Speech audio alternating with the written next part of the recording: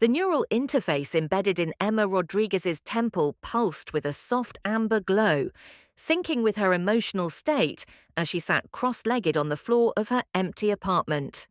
Around her, moving boxes bore the digital labels that her basic model implant generated automatically: books, educational, art supplies, teaching, wedding dress, obsolete.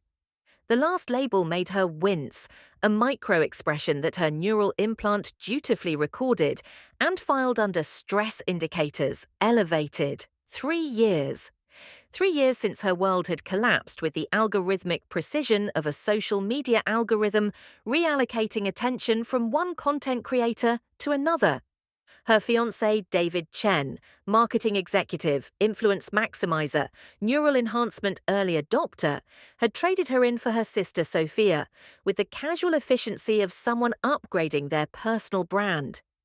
Emma's hands trembled slightly as she folded the wedding dress that would never be worn, its smart fabric fibers still programmed to adjust to her body temperature and biometric readings.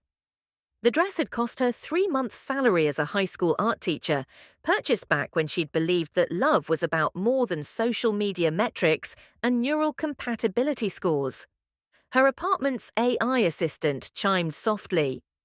"Emma, your stress levels are approaching concerning thresholds.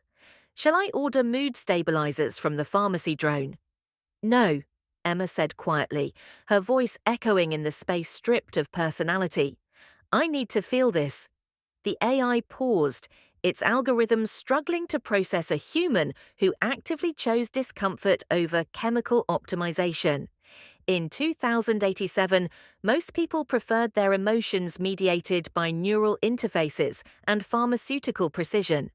Emma had always been an outlier. Her neural implant buzzed with an incoming message from Sophia. Her sister's contact profile automatically updated with her latest social media statistics. 2.3 million followers, engagement rate 4.7%, sponsored content value $50,000 per post.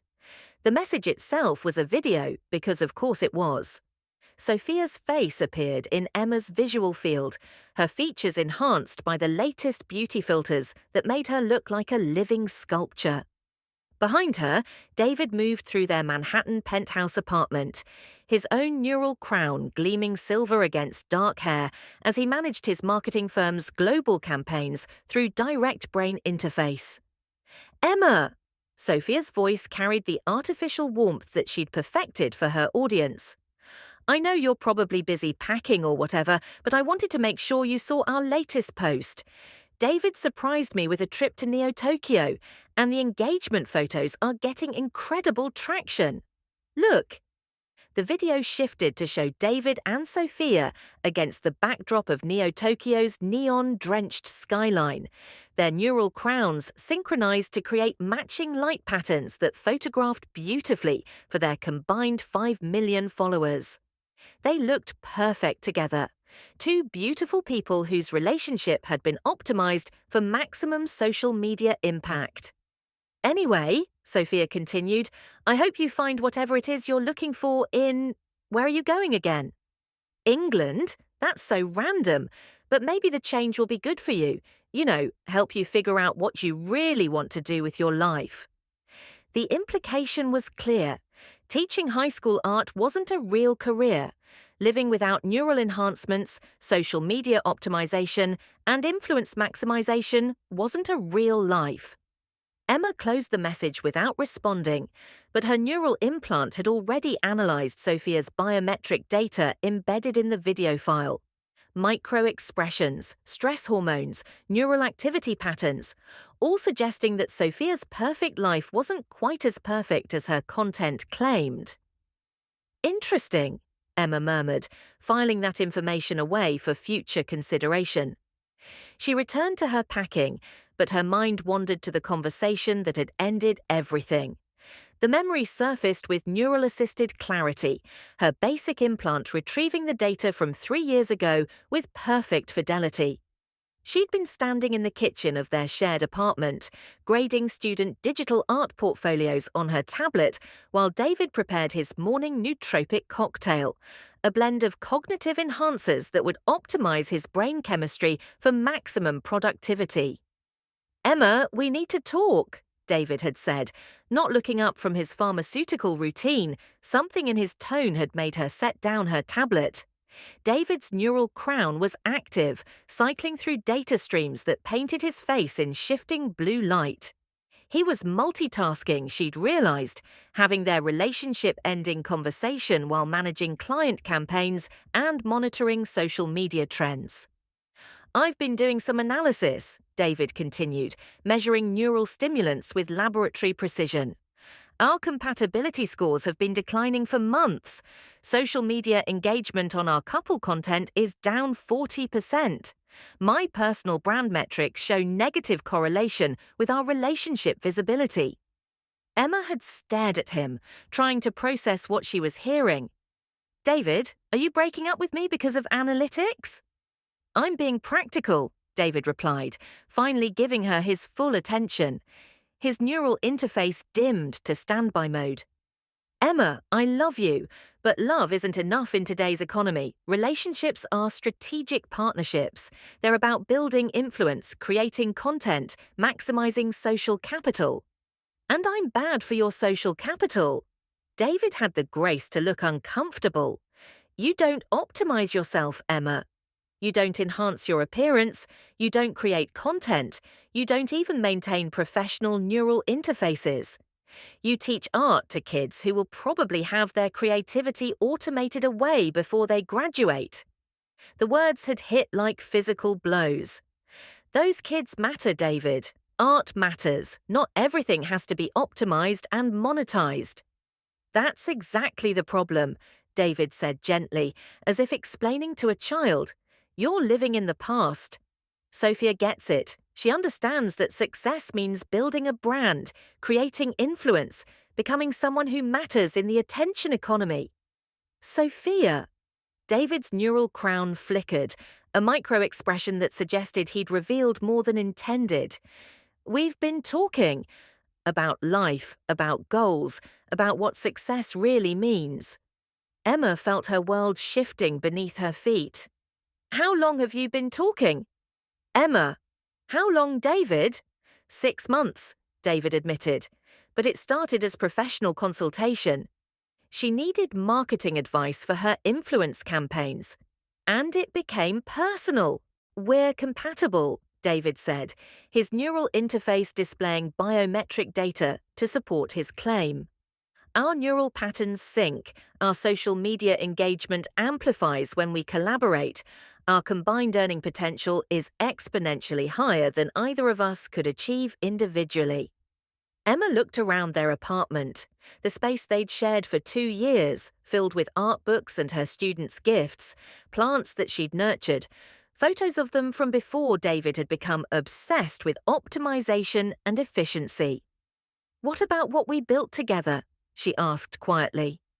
"We built what we could with the tools we had," David replied, "but I need to evolve. Sophia and I can create something bigger, something that actually impacts the world." "Teaching doesn't impact the world." "Not in measurable ways," David said, and she could see he genuinely believed it. "Emma, you're brilliant, but you're brilliant in ways that don't scale. Sophia's brilliance reaches millions of people." Emma had stood in that kitchen for a long moment, feeling the weight of David's analysis crushing something vital inside her chest. Not her heart, something deeper, her sense of worth. "I'll pack my things," she'd said finally. "Emma, I hope you understand." "I understand perfectly," Emma interrupted. "You're choosing influence over intimacy, performance over partnership. I hope it makes you happy." Back in her empty apartment, 3 years older and supposedly wiser, Emma touched the spot where David's engagement ring had once sat. The indent was long gone, but her neural implants still detected elevated stress responses when she moved her hand that way. Some data patterns were harder to delete than others. Her tablet chimed with a priority message from Oxford University. Dr. Helena Morrison, the Department of Art History, responding to Emma's graduate application with uncharacteristic speed. Ms. Rodriguez, the message began, your portfolio demonstrates exceptional analytical capabilities in pattern recognition and authenticity assessment. While unconventional, your background in education has clearly developed skills that translate remarkably well to art authentication. We would like to offer you accelerated admission to our doctoral program in art history and conservation, with particular focus on digital forensic analysis of artistic works. Emma's breath caught. She'd applied on impulse, using her modest savings to submit an application that highlighted her natural eye for detail. The same abilities that made her good at spotting which students were struggling, which artworks revealed genuine emotion versus technical skill, which human expressions were authentic versus performed. The position includes full funding, Dr. Morrison continued, plus a research stipend that will allow you to work with our partner institutions, Sotheby's, Christie's, and the British Museum's Authentication Laboratory. Your particular combination of artistic sensibility and analytical precision is exactly what we need for our new program in digital art fraud detection. Emma read the message 3 times, her neural implant highlighting the key phrases: full funding, research stipend, partner institutions, exactly what we need. For the first time in 3 years, Emma smiled, a genuine expression that her neural interface marked as authentic positive emotion, rather than the performed happiness it usually detected in her social interactions. Her personal AI assistant chimed again. Emma, your biometric readings indicate significant positive emotional shift. Shall I share this data with your family's connected network? No, Emma said firmly. Privacy mode. Complete information embargo on all personal data sharing. Confirmed. Enabling privacy protocols. Emma looked around her empty apartment one last time, seeing not the end of her old life, but the beginning of something she couldn't yet imagine. Her neural implant was already calculating flight costs to London, university housing options, student visa requirements. But beneath the data streams and algorithmic assistance, Emma felt something her technology couldn't quantify: hope. She walked to her window, looking out at the city where David and Sophia were building their influence empire, where her family measured success in followers and engagement rates. Soon she would be 5,000 miles away, developing expertise in a field they'd never heard of, learning to see through illusions that fooled even the experts. Emma Rodriguez was about to disappear from their world entirely, and when she returned, she would be unrecognizable. The neurally enhanced limousine glided through Manhattan's elite district, its AI navigation system automatically adjusting route algorithms to avoid paparazzi drones that tracked high-value passengers. Inside the vehicle, Emma sat rigidly upright, her basic neural implant struggling to process the sensory overload of returning to a world she'd tried to forget. 3 years. 3 years since she'd sat in a similar vehicle, traveling to Sophia and David's engagement party, with naive hope that her family would support her through the heartbreak. Now she was returning for Roberto's 60th birthday celebration, but everything had changed. Emma had changed. Her reflection in the smart glass window showed the transformation. Where once there had been a timid art teacher in off-the-rack clothes, now sat a woman whose quiet confidence suggested depths that couldn't be measured by social media metrics. Her clothes were understated but perfectly cut, not designer pieces selected for brand recognition, but carefully chosen garments that spoke of international sophistication and personal taste developed in the cultural capitals of Europe. Emma's neural implant, still the same basic model she'd worn 3 years ago, buzzed with an incoming message from James Crawford, her fiancé. The contact information appeared in her visual field. James Crawford, private, with no social media connections, no public influence scores, no algorithmic analysis of his social value.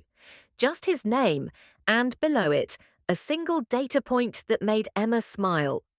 Currently in New York, missing you terribly, -J quote.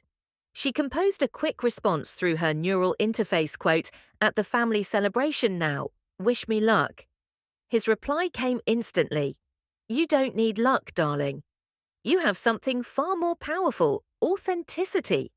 See you at the gallery opening tomorrow night. Emma closed the message, her neural implant detecting the slight elevation in her heart rate that occurred whenever she thought about James. 3 years in England hadn't just transformed her career. It had taught her what love looked like when it was based on mutual respect, shared passions, and genuine appreciation for each other's minds rather than social media compatibility scores.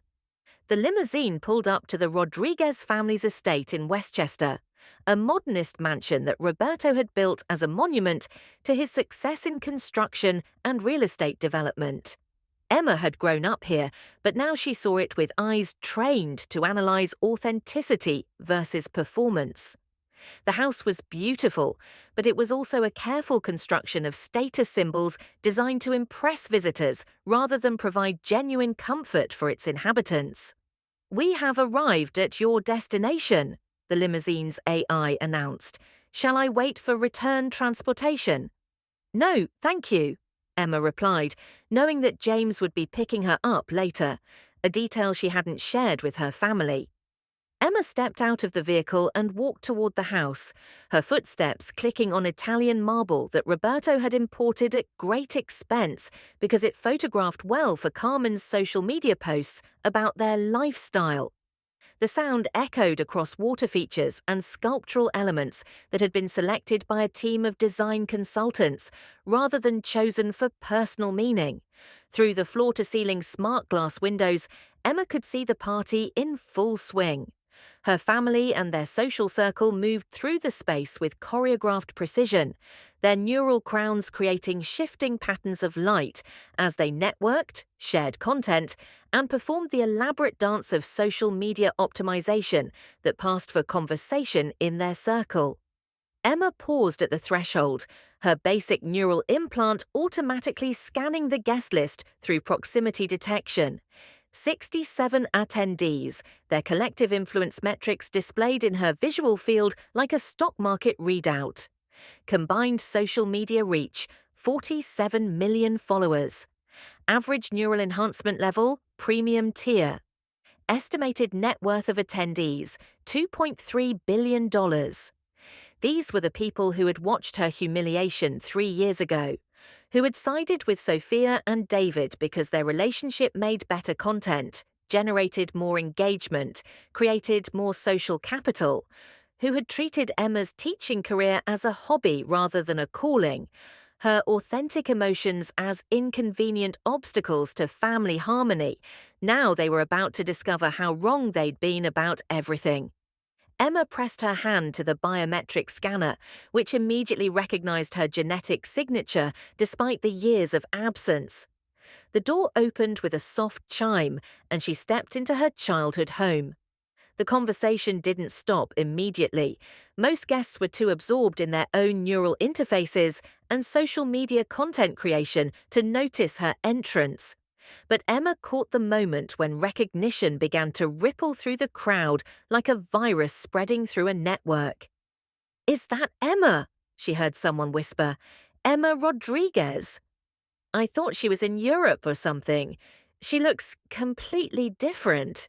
Carmen Rodriguez appeared first, her neural crown blazing with activity as she processed Emma's transformed appearance, while simultaneously managing her party hosting duties and social media documentation.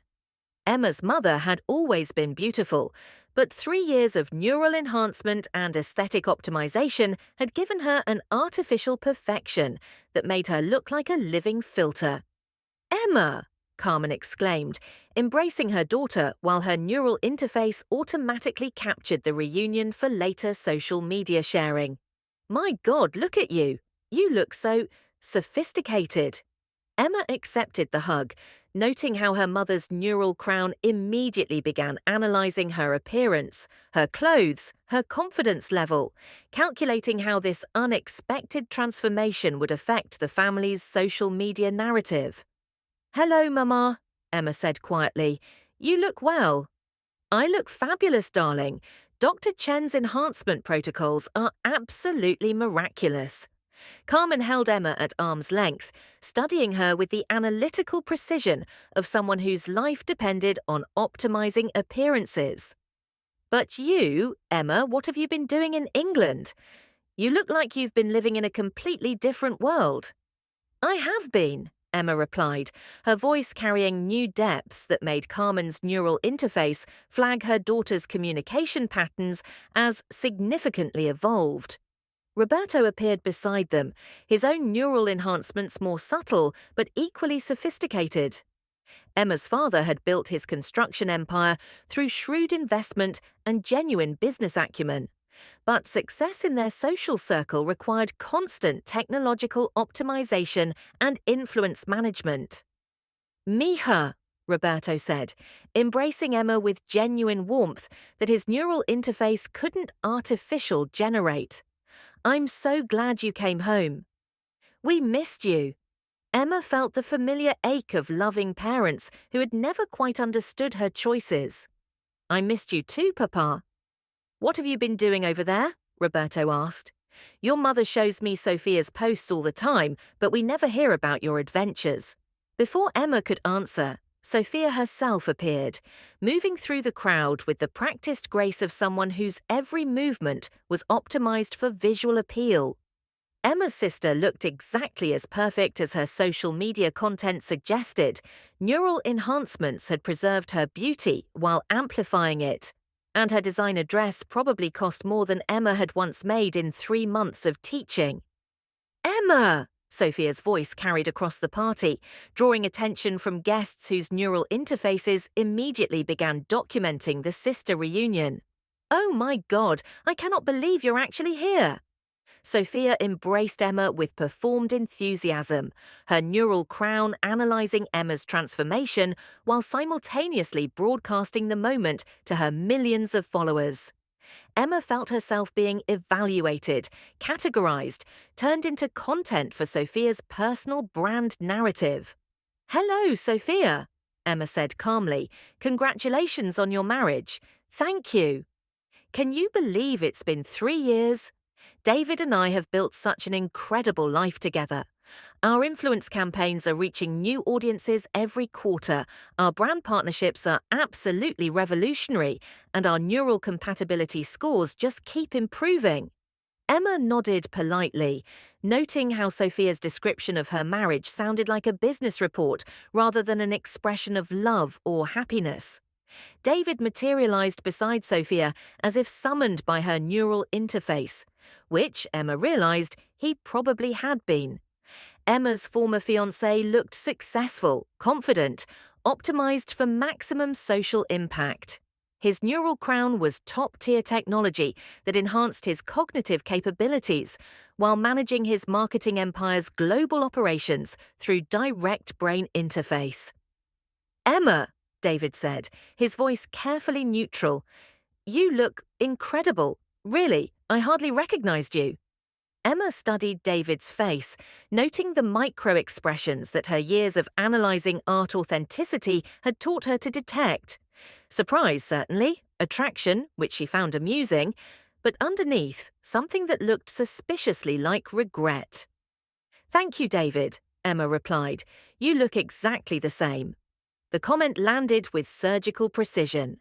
David's neural interface detected the subtle insult and flagged it as a potential social threat. But his public persona required gracious responses to family interactions. "So what have you been up to in England?" Sophia asked, her neural crown recording everything for later analysis and content creation. "Teaching art to British kids instead of American ones?" Emma smiled, the expression carrying depths that made several nearby guests' neural interfaces flag her as person of interest for further analysis. "Something like that," Emma said quietly, Before the conversation could continue, Emma noticed a familiar figure entering through the main doors. James Crawford stepped into the party with the understated confidence that came from genuine accomplishment rather than performed success. He was dressed impeccably but without obvious designer labels, moving through the crowd with the ease of someone comfortable in any social environment. Emma felt her heart rate increase as James approached, his presence transforming her from mysterious returnee to half of an intriguing couple. "Emma," James said, his British accent cutting through the party's ambient noise like a blade through silk. "Sorry I'm late." The gallery meeting ran longer than expected.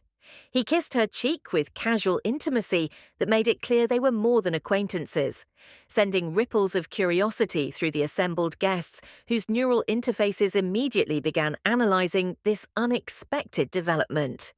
"James," Emma said, her voice warming in ways that made her family's neural crowns light up with data collection protocols. "I'd like you to meet my family." Emma Rodriguez was no longer the heartbroken art teacher who had fled in humiliation 3 years ago. She was Dr. Emma Rodriguez, internationally recognized expert in art authentication, engaged to one of the most mysterious and influential figures in the global art world. And her family was about to discover that they had catastrophically underestimated their failed daughter. The game was about to change, and Emma was finally ready to play by her own rules. The neural authentication scanner at Sotheby's London headquarters recognized Emma Rodriguez's biometric signature before she'd even approached the security station.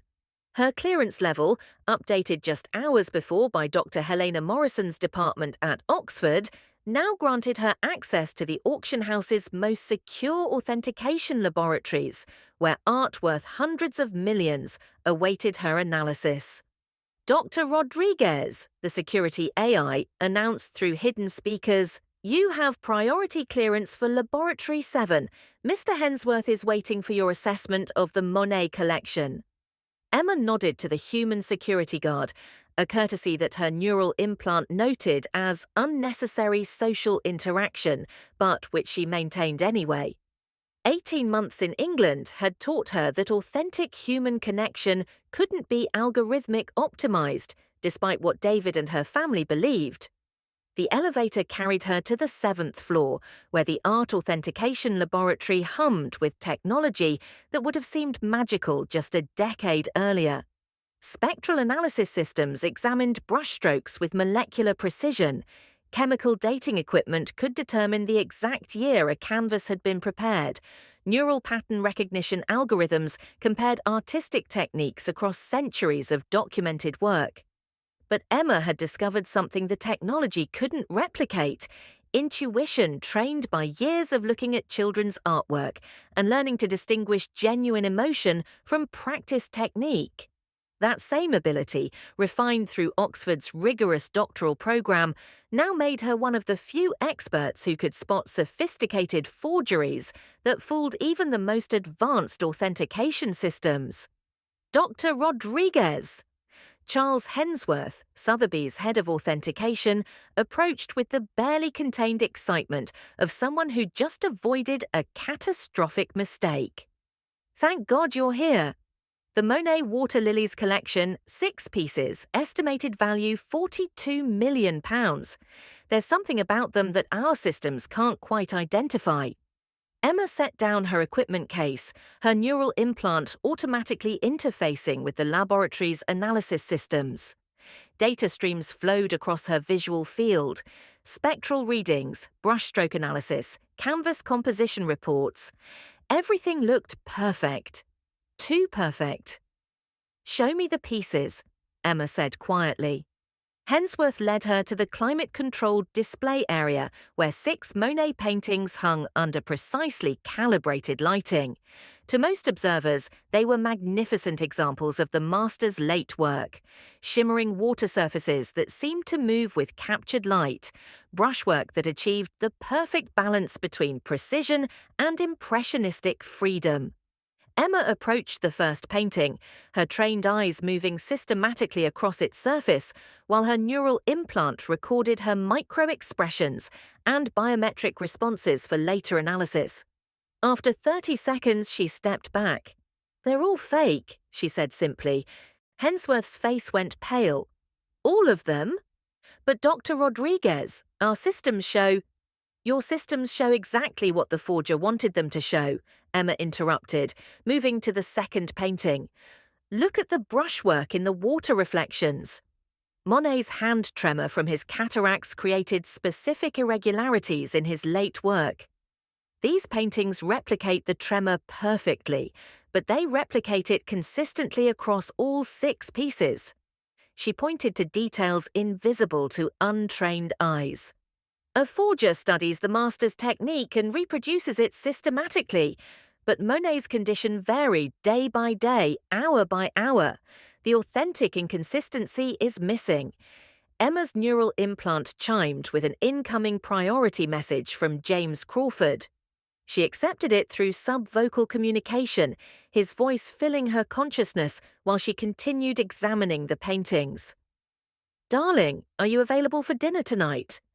There's someone I'd like you to meet, a collector who's been having problems with authentication, significant problems." Emma smiled slightly, causing Hensworth to look at her with confusion. "Problems with forgeries?" she subvocalized back to James. "A £30 million Picasso that he's beginning to suspect isn't genuine. Your reputation is preceding you in rather spectacular ways."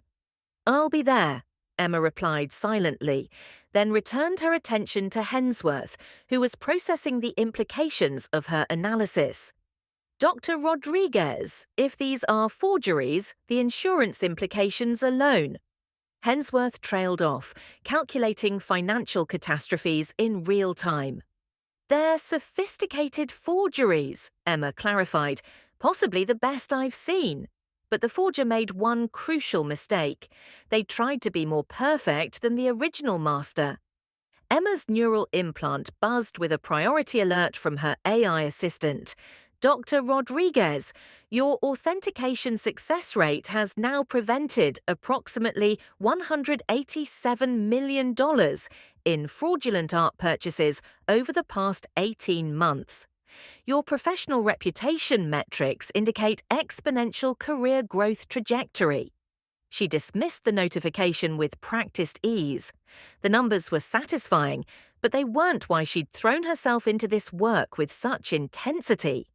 Every exposed forgery was proof that authenticity could be recognized, valued, protected. Every collector she saved from deception validated her belief that truth mattered more than appearance. "Mr. Hensworth," Emma said, beginning to pack her equipment, "I'll have my full report to you by tomorrow morning. You'll want to contact the sellers immediately." "Of course. Dr. Rodriguez, I can't thank you enough.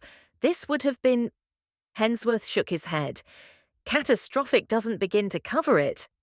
Emma left Sotheby's and walked through London's Mayfair district toward James's gallery, her mind already shifting from authentication analysis to the evening ahead. Her neural implant registered the change in her biometric patterns, heart rate slightly elevated, stress hormones decreasing, micro-expressions indicating anticipation rather than professional focus. James Crawford remained a mystery that even her trained eye couldn't fully read. She'd met him 6 months ago when he'd contacted Oxford directly, seeking an expert opinion on a Picasso he suspected might be fraudulent.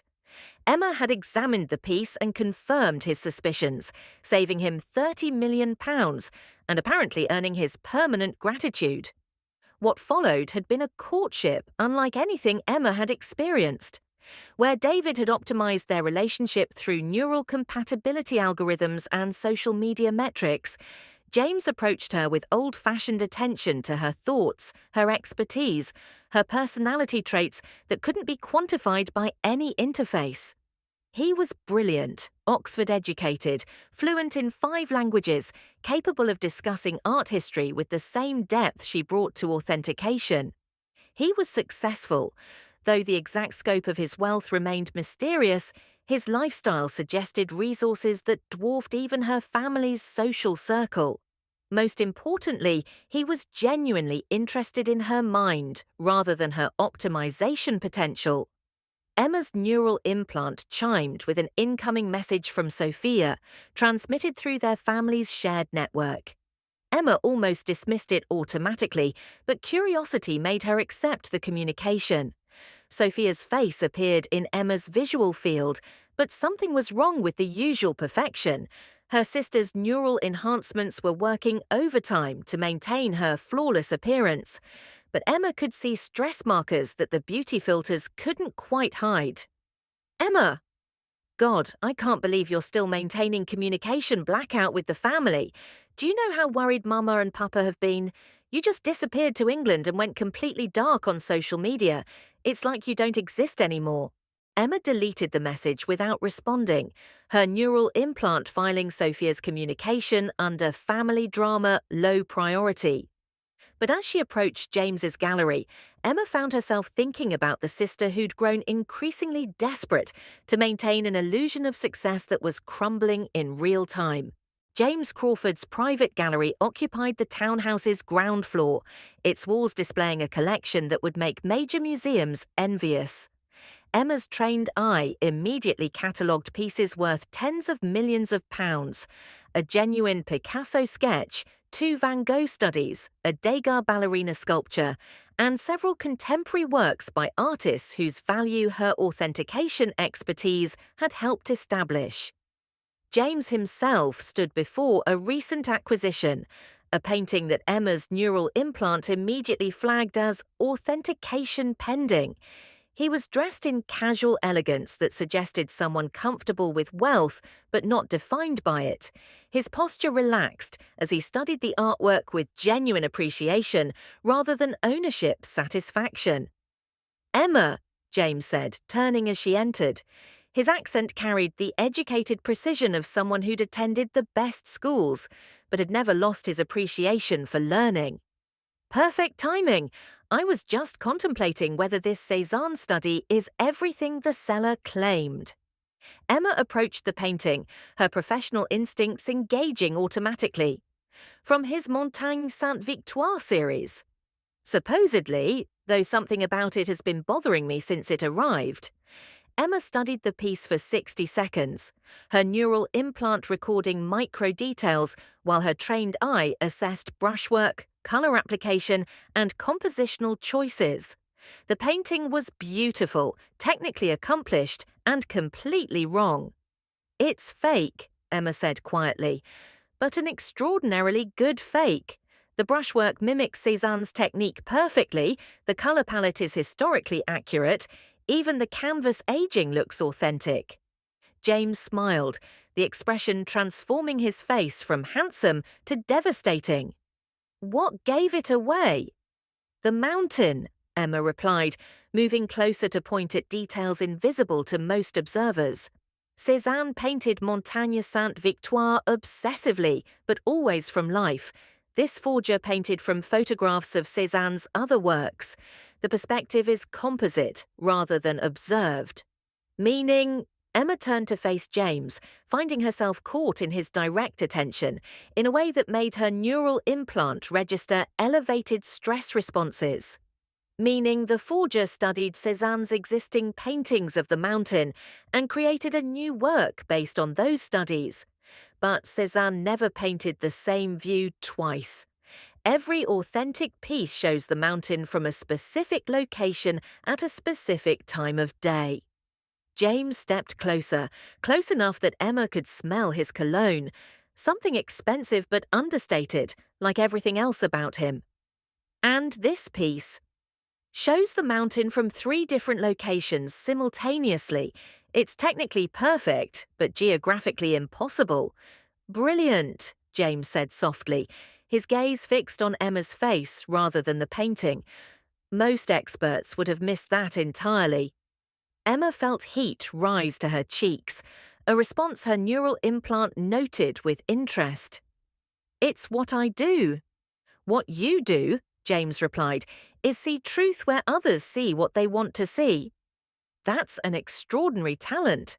The moment stretched between them, weighted with implications that Emma's technology couldn't analyze. James was looking at her with the same intensity she brought to examining art, as if she were a masterpiece he was trying to understand. "James," Emma said carefully, "the collector you mentioned, the one with the Picasso problem." James's expression shifted to something more complex. "Actually, Emma, there's something I should tell you about that situation. The collector is me." Emma's neural implant flagged this revelation as significant, but couldn't process the emotional implications. "You're having problems with a Picasso authentication?" "Not exactly." James moved to a wall panel that Emma hadn't noticed, pressing his palm to a biometric scanner that recognized his genetic signature. The wall slid back silently, revealing a private room beyond. "I'd like to show you my real collection," James said, "the pieces I don't display publicly." Emma followed James into the hidden gallery, her neural implant immediately overwhelming her with data as it attempted to catalogue the artworks surrounding them.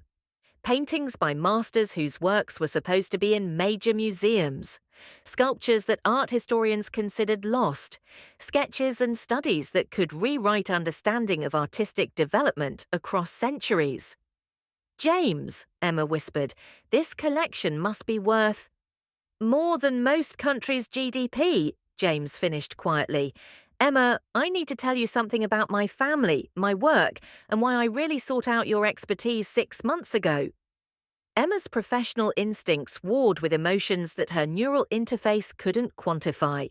The collection was extraordinary, but something in James's tone suggested complications that extended far beyond art authentication.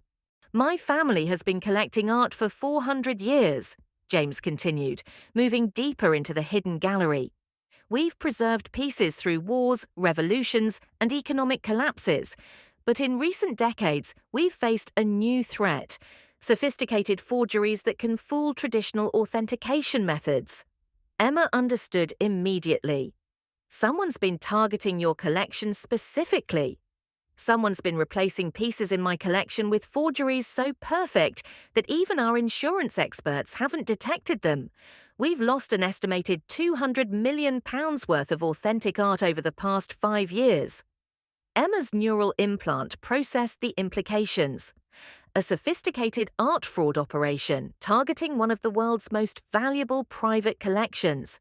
Forgeries advanced enough to fool traditional experts, financial losses that would destroy most institutions. "And you think I can help identify which pieces have been replaced?"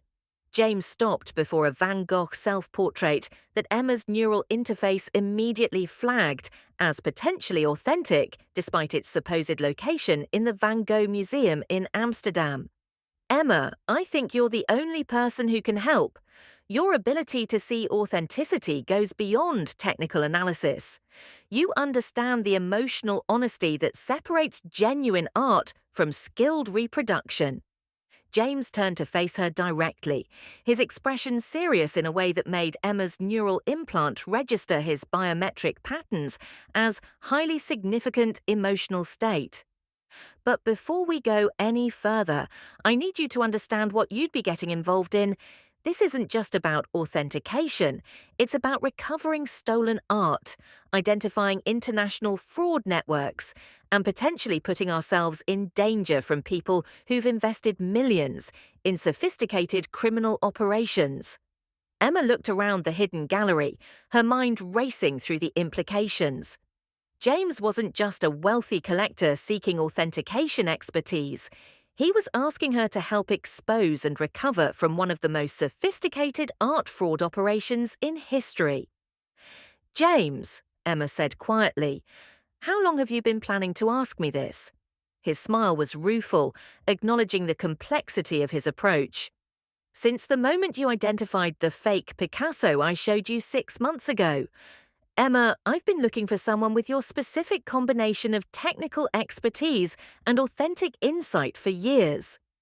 Emma's neural implant detected her elevated heart rate analyzing the data streams that accompanied her realization that James's interest in her had begun as professional necessity rather than personal attraction.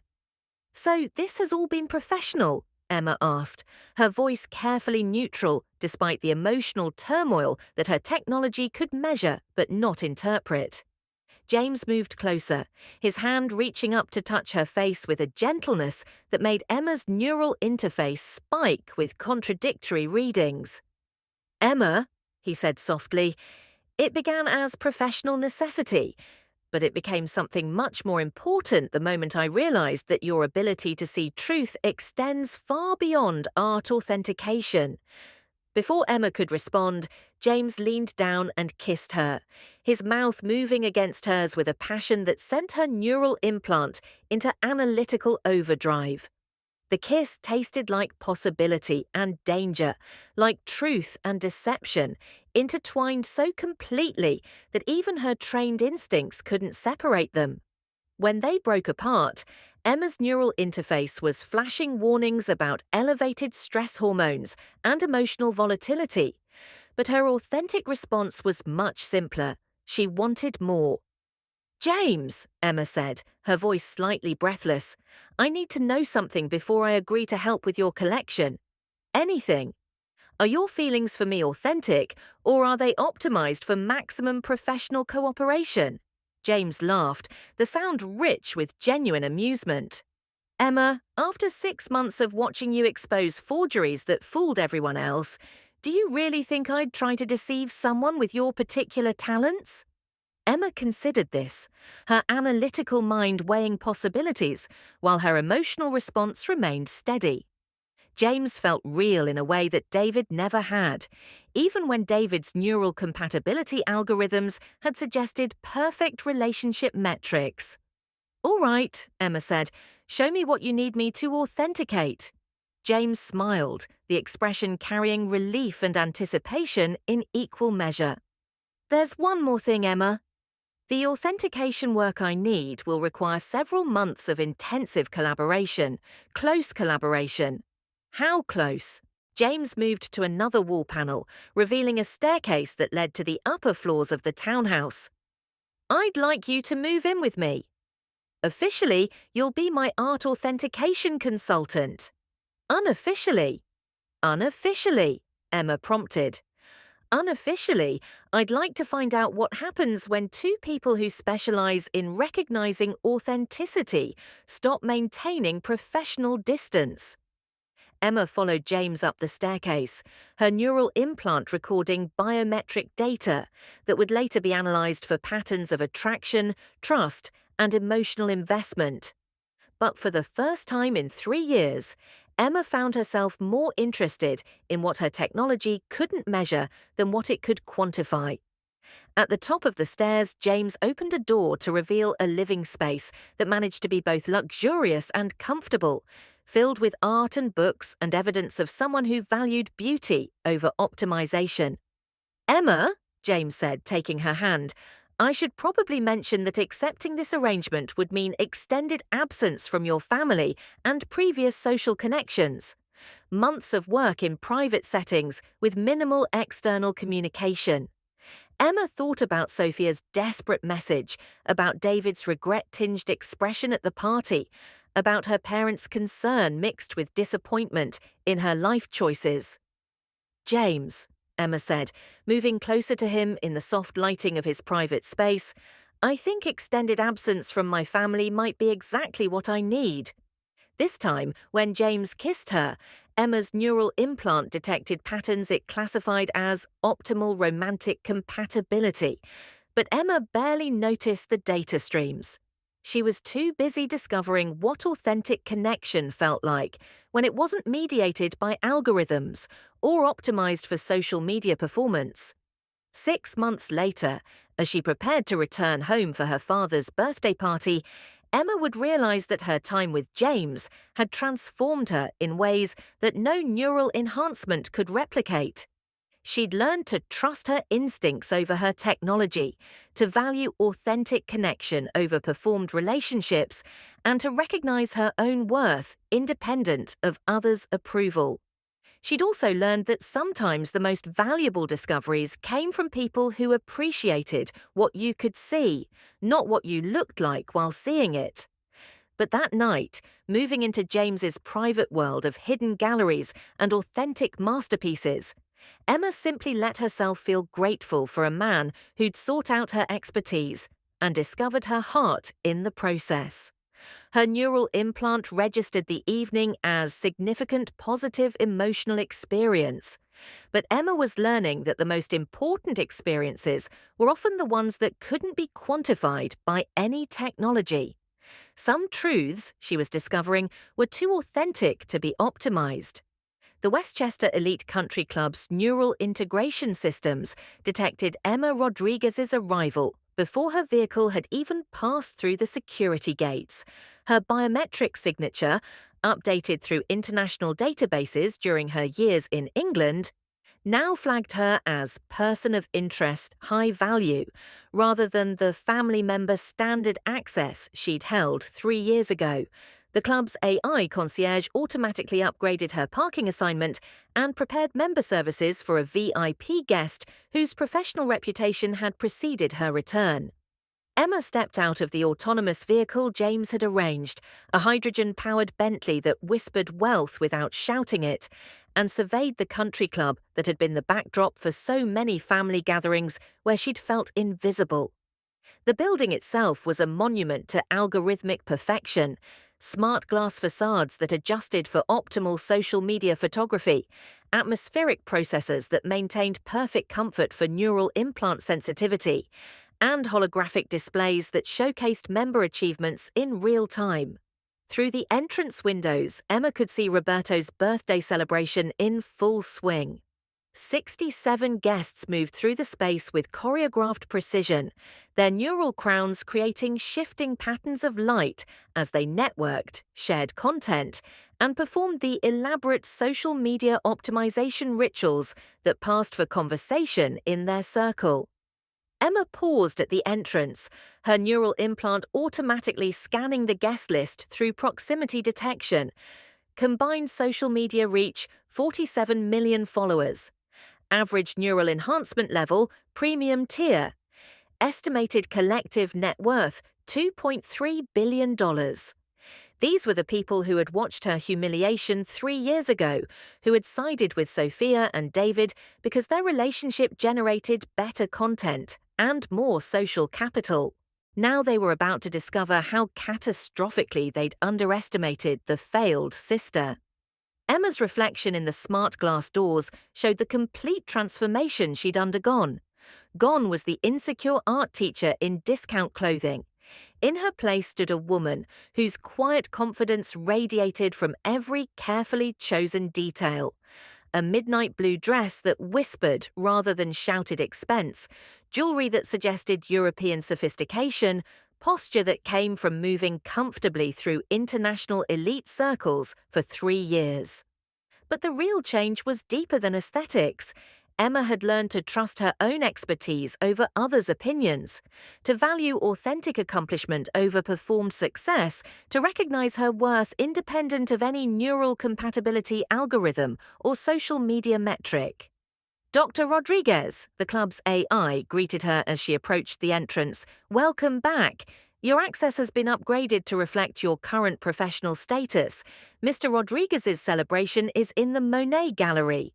Emma smiled at the irony. Of course, Roberto's party was being held in a gallery named after an artist whose work she could now authenticate with world-renowned expertise. The biometric scanners recognized her genetic signature and granted immediate access. But Emma noticed her neural implant flagging unusual activity in the club's art authentication systems. Someone had been researching the club's collection recently, running digital analysis on pieces that hadn't been examined in years. She entered the main gallery space, her arrival initially unnoticed by guests too absorbed in their own neural interfaces and content creation to pay attention to new arrivals. But Emma's trained eye immediately focused on the room's centerpiece. A large painting prominently displayed with museum-quality lighting and prominent signage identifying it as Water Lilies, Claude Monet, 1919. Emma approached the painting with professional interest, her neural implant automatically interfacing with the club's art information systems to access provenance data, authentication records, and insurance valuations. What she discovered made her smile with grim amusement. The club had been proudly displaying a sophisticated forgery for over 30 years, insured for $8.5 million and featured in their marketing materials as evidence of their cultural sophistication. "Fascinating," Emma murmured, her voice carrying just enough to attract attention from nearby guests whose neural interfaces immediately began analyzing her presence as potentially significant. "What's fascinating?" The voice belonged to Sophia, who materialized beside Emma with the practiced grace of someone whose every movement was optimized for visual impact. Emma's sister looked exactly as perfect as her social media content suggested, neural enhancements preserving and amplifying her natural beauty. Design a dress worth more than Emma had once made in 6 months of teaching, jewelry that caught and reflected the gallery's smart lighting for maximum photographic effect. "Hello, Sophia," Emma said calmly, not looking away from the painting. "Congratulations on your marriage." Sophia's neural crown immediately began analyzing Emma's appearance, voice patterns, and confidence levels, trying to reconcile this sophisticated woman with the broken sister who'd fled 3 years ago. Behind Sophia, David appeared as if summoned by her neural interface, which Emma realized he probably had been. David looked successful, optimized, perfectly calibrated for maximum social and professional impact. His neural crown was top-tier technology that enhanced his cognitive capabilities while managing his marketing firm's global operations through direct brain interface. But Emma's trained eye caught micro-expressions that suggested all was not well in his algorithmically optimized life. "Emma," David said, his voice carefully neutral despite biometric readings that Emma's enhanced observational skills could read like data streams. "You look incredible, really. I hardly recognized you." "Thank you, David," Emma replied, finally turning to face her former fiancé and sister. "You look exactly the same." The comment landed with surgical precision, implying stagnation rather than stability. David's neural interface detected the subtle insult and flagged it as a potential threat to his social positioning, but his public persona required gracious responses to family interactions.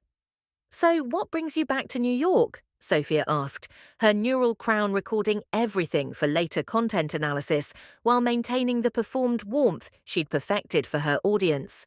"Still teaching art to kids, or did you finally find something more substantial to do with your life?" Emma smiled, the expression carrying depths that made several nearby guests' neural interfaces flag her as person of interest for social network analysis. "I've been busy," Emma said quietly, her attention returning to the Monet. "Though I have to say this is fascinating." "What's fascinating?" Sophia pressed, moving closer to Emma in a subtle attempt to dominate the conversation space. Emma gestured toward the painting with the casual authority of someone whose expertise was unquestionable. "This painting. You've been displaying a fake Monet for 30 years. The conversation around them died as if a neural silence command had been transmitted to every guest simultaneously. Emma's pronouncement carried across the gallery space, reaching the club's board members, art enthusiasts, and social influencers who had been documenting the party for their respective audiences.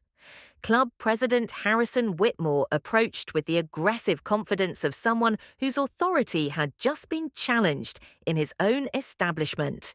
His neural crown blazed with defensive algorithms as he prepared to protect the club's reputation and his own social standing. "Excuse me, Ms." Whitmore paused, his neural interface providing Emma's identification in real time. "Dr. Rodriguez, I assume?" That piece was authenticated when we acquired it. Our insurance covers it for $8.5 million based on expert evaluation. Emma nodded respectfully, understanding that she was about to publicly humiliate a man whose social status depended on the club's cultural credibility. I'm sure it was evaluated by competent experts using the best available technology at the time. Then what makes you think you know better? Whitmore demanded, his neural crown broadcasting his indignation to the assembled guests whose own interfaces were recording the confrontation for later analysis. Emma moved closer to the painting, her voice carrying the quiet authority that came from 3 years of preventing hundreds of millions in art fraud losses. The brushwork is wrong for Monet's Water Lilies period. His technique from 1919 shows specific characteristics related to his advancing cataracts, irregular hand tremors that created distinctive stroke patterns. She pointed to details invisible to untrained observers. This painting replicates Monet's general style perfectly, but the brushwork is too consistent. A forger studies the master's technique and reproduces it systematically, but Monet's condition meant his hand tremor varied unpredictably. The signature placement is also incorrect, Emma continued, her analysis drawing the attention of every neural interface in the room. Monet signed his late Water Lilies works in specific locations that related to the composition's light sources. This signature is placed for maximum visibility rather than artistic integration. Sophia's neural crown flickered with desperate algorithmic searching as she tried to process her sister's demonstration of expertise that extended far beyond anything their family had imagined. Emma, Sophia interrupted with practiced condescension, just because you taught high school art doesn't make you qualified to challenge professional authenticators. Emma turned to face her sister with the patient smile of someone who had stopped caring about family approval years ago. You're absolutely right, Sophia. Teaching high school art doesn't qualify me to challenge professional authentication. The pause that followed was calculated for maximum impact.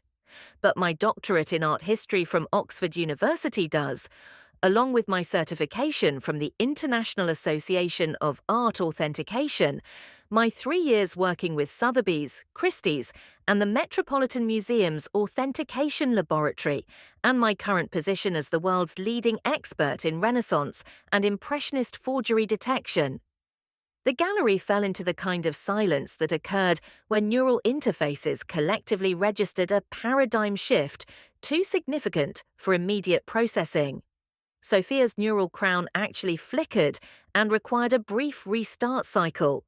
David's biometric readings spiked as he realized that his plane, former fiancé, had become internationally recognized in a field he'd never heard of.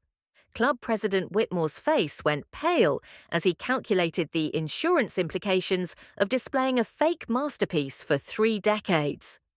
But Emma's attention had already shifted to the distinguished gentleman approaching from across the room, someone whose presence triggered recognition algorithms in every neural interface simultaneously. James Crawford moved through the crowd with the effortless authority that came from genuine accomplishment rather than performed status. His neural enhancements were so sophisticated they were nearly invisible, integrated technology that enhanced rather than defined his capabilities.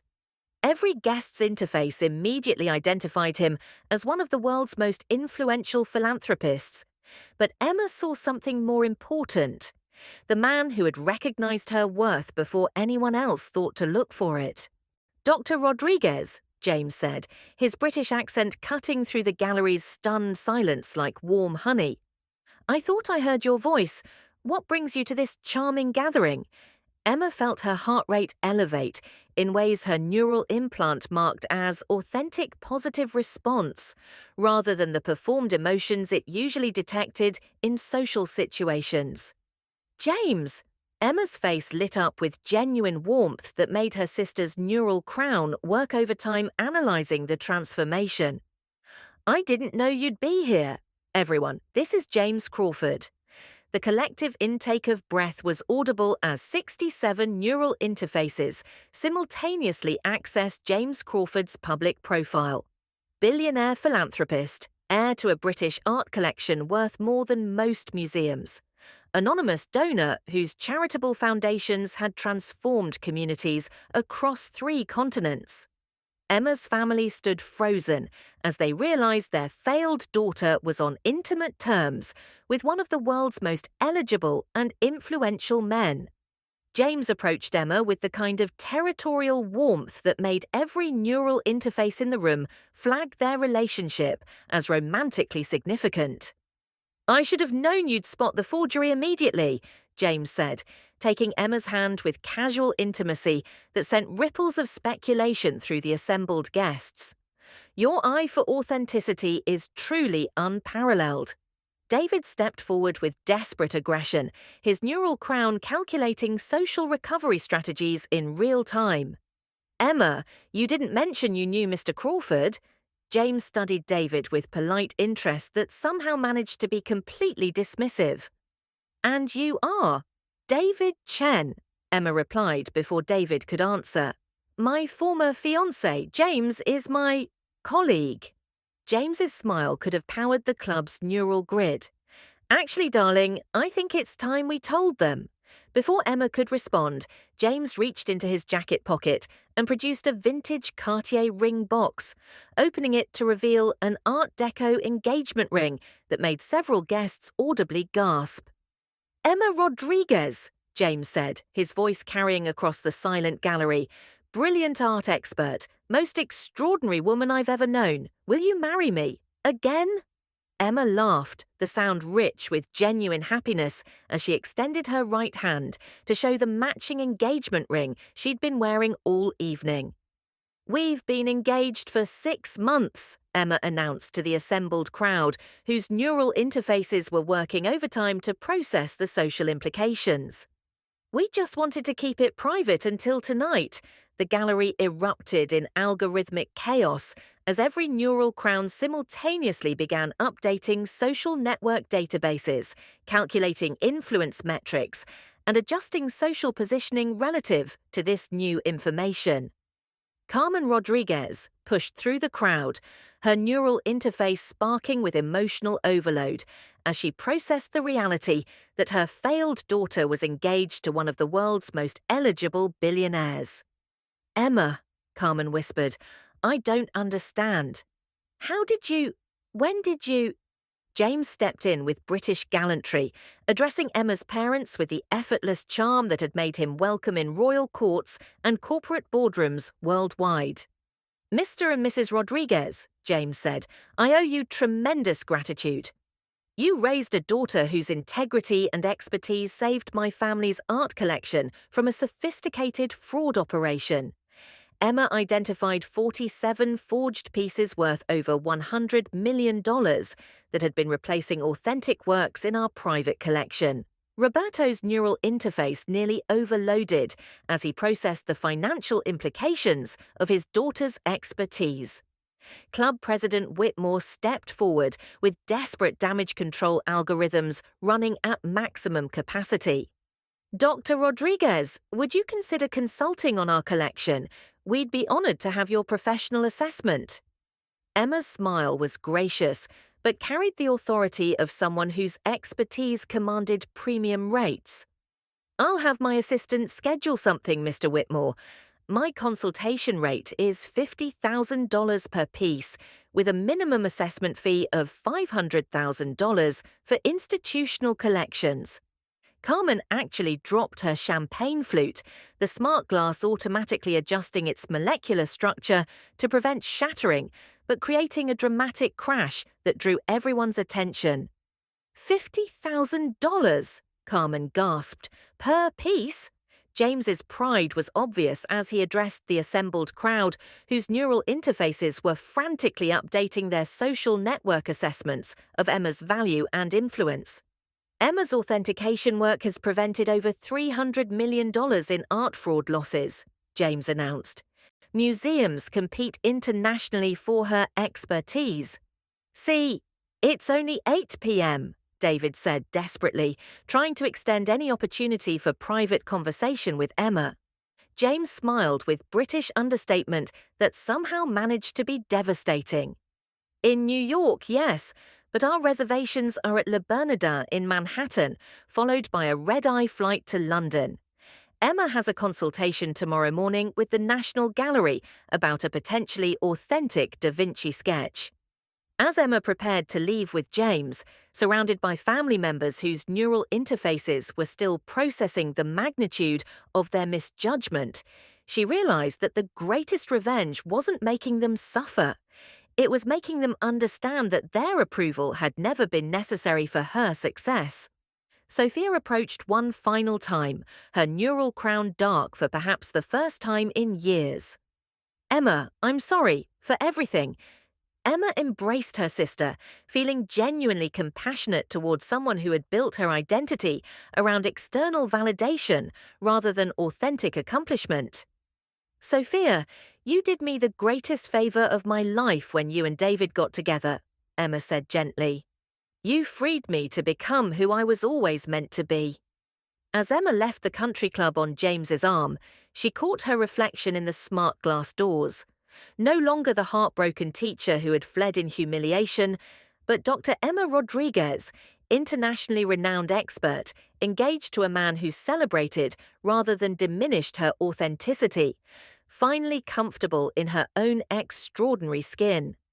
Behind them, 67 guests began the complex neural process of completely recalibrating their understanding of success, worth, and the danger of underestimating quiet people who preferred substance over performance. Emma Rodriguez had returned home not to prove anything to her family, but to show them what authentic success looked like when it was built on expertise, integrity, and love that enhanced rather than optimized the people it touched. Some transformations she had learned were too genuine to be measured by any algorithm. Epilogue. 1 year later. The wedding announcement in Art and Antiques International featured a photograph of Dr. Emma Rodriguez and James Crawford exchanging vows in the private chapel of his family's Cotswold estate, surrounded by art that had been collected across 4 centuries, and guests whose combined influence extended across continents. But the real story was in the smaller details. Sophia Rodriguez Chen had enrolled in art history classes and discovered genuine talent that extended beyond social media performance. David Chen's marketing firm had pivoted to authentic brand storytelling after he'd learned the difference between influence and impact. Carmen and Roberto Rodriguez had begun measuring success by character development rather than neural enhancement metrics. Emma's foundation, established through James's philanthropic network, now provided free art authentication services to smaller institutions, while funding scholarships for students who demonstrated passion over optimization. And in the private study of their London home, surrounded by masterpieces whose authenticity Emma had verified through expertise rather than technology, Dr. Emma Rodriguez Crawford continued the work she'd discovered through heartbreak, seeing truth where others saw only what they wanted to believe. "Any regrets about how you handled your family?" James asked one evening, watching Emma analyze a potentially authentic Vermeer sketch. Emma looked up from her work, her neural interface recording biometric patterns that registered as complete contentment rather than the performed happiness algorithms usually detected. "None," she said. "I showed them who I really am. The ones who matter accepted it. And the ones who didn't," Emma smiled, returning her attention to the Vermeer that revealed its secrets only to someone trained to see authenticity beneath surface appearances. They learned that underestimating people has consequences.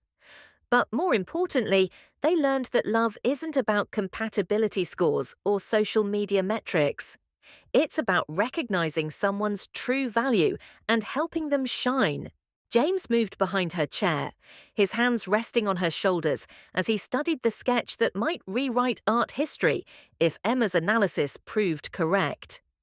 "Good thing I recognized a masterpiece when I saw one," he murmured. Even covered in dust and doubt? Emma asked. Especially then, James replied. The most valuable art is always hidden in plain sight. Outside their window, London's neural grid pulsed with the rhythm of 8 million connected minds, all sharing data, measuring influence, optimizing experiences through technological mediation. But inside their study, surrounded by art that had survived centuries without enhancement or optimization, Emma and James had discovered something that no algorithm could replicate: authentic love based on genuine recognition of each other's true worth. Emma had learned that sometimes the people who reject you do you the greatest favor. They free you to discover who you really are when you stop performing for their approval. And sometimes, if you're very lucky, that discovery leads you to someone who doesn't want to optimize you at all. They just want to help you become the masterpiece you were always meant to be.